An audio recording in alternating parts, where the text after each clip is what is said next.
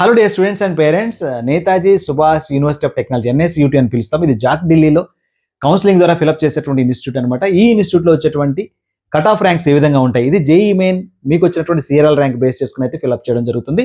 So ఇక్కడ మనం cut off ర్యాంకులు చూసినట్లయితే డిఫరెంట్ బ్రాంచెస్ కి డిఫరెంట్ కట్ ఆఫ్ ర్యాంక్ అయితే ఉంటుంది. ఒకసారి చెక్ చేద్దాము.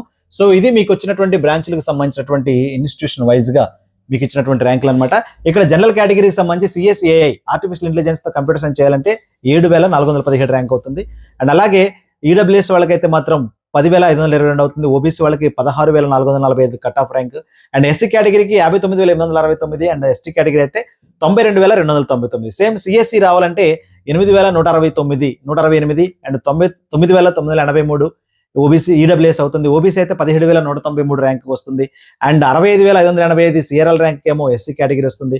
ఎస్టీ కేటగిరీ అయితేనేమో 5,467 ర్యాంక్ వరకు అయితే వస్తుంది. ఆ తర్వాత మనం లాస్ట్ బ్రాంచ్ చూసినట్లయితే బయోటెక్నాలజీ చూస్తే 29,585 ఓపెన్ కేటగిరీలో ఉండాల్సిన సిఆర్ఎల్ ర్యాంక్. ఈడబ్ల్యూఎస్కి వచ్చేసి 39,335 ర్యాంక్ ఉండాలి. అండ్ ఓబీసీకి వచ్చేసి 55,940 సిఆర్ఎల్ ర్యాంక్ ఉండాలి.